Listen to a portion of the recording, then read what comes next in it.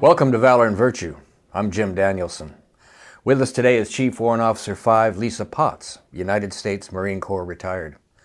Chief Warrant Officer Potts is a member of the Board of Directors at Carolina Museum of the Marine Al Gray Civic Institute and is our whiz-bang curator.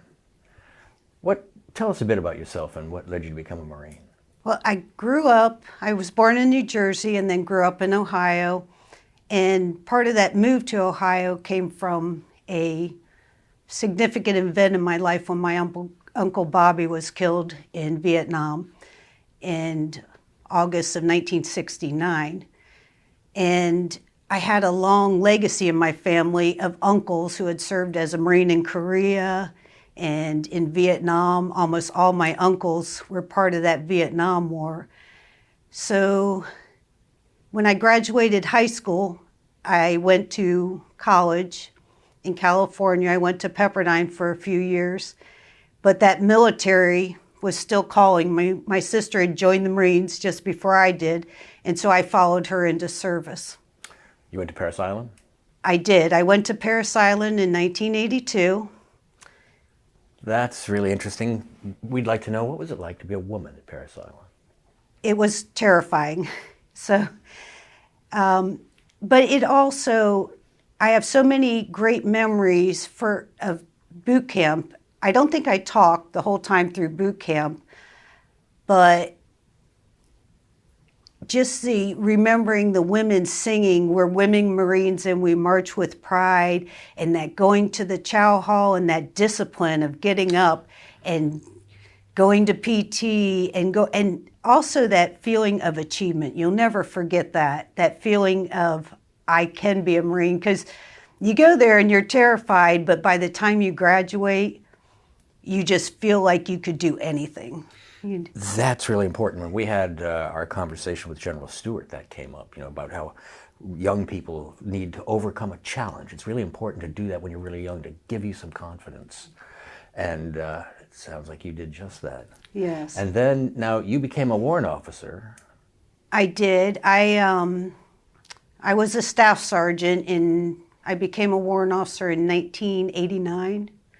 So I went through the ranks pretty quick. But because I had gone to college first, I was a little too old to become a commissioned officer, but I never regret having become a warrant officer.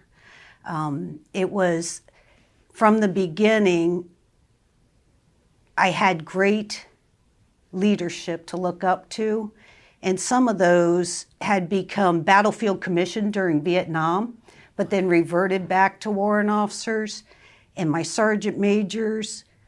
So there's sort of a special place that I've been honored to be a part of, to be a warrant officer. You sort of fit into that technical aspect, but also tying the leadership with that enlisted background, I think is important.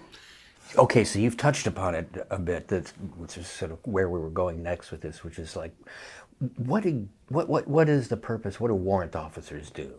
So a warrant officer is a technical expert in their field. Mine was administration, and one of those things of achieving that was, again, good leadership. I started off so fortunate in Hawaii with my sergeant major, my master guy, my sergeant, who really taught me and took the time to let me make mistakes, because I made mistakes, and to give me that grace to go to schools and to have the time to learn my job, and also to give me different opportunities, to not just say, this is what you're going to do and not anything else. So I took every school I can, whether it was data handling, counterintelligence schools. I worked the Walker and Whitford spy trials. And I was given the opportunity to be the commander's driver. As a female, in those days, that was an honor to drive for the general or for the commander. But as you get all those experiences, you also have a broader aspect of what your field needs. Yeah. Good. Now that's the professional part of it, which is really important. But then, we are also a civic institute, named for General Al Gray. Could you reflect a little bit on how you think being a Marine helped you develop as a person.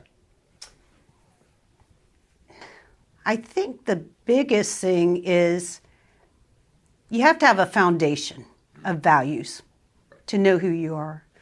So having that, a job where you have to think about what I value, what are my values and what's important to me. All those things come through in the hardships you deal with as a Marine, whether it's deploying and leaving your loved ones or going through an exercise and achieving something. You really learn a foundation of Sort of get a sense of what you're capable of. that's right. Yeah. And so many characteristics that come out not on things that are important like earning money. It's important, but is that really your foundation of what you're capable of? Very well said. You know, this is finally we would like you to speak a bit on what you think the Marine Corps has to offer our countrymen in the United States in terms of recovering a sense of patriotism and the desire for civic engagement. I think one of the important things that I have really learned, even since retiring, is that it's not an inheritance, our country. It's a legacy that you build on. And so everything that you do matters.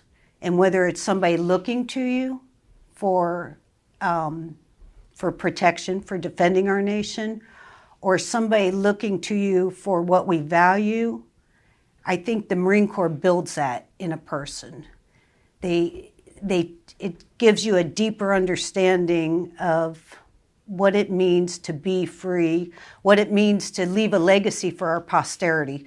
You know, like, what am I going to leave behind? Am I going to leave a house and money for my kids, or am I going to leave a better place for them to grow up in? Chief Warrant Officer 5 Lisa Potts, thank you very much. Thank you.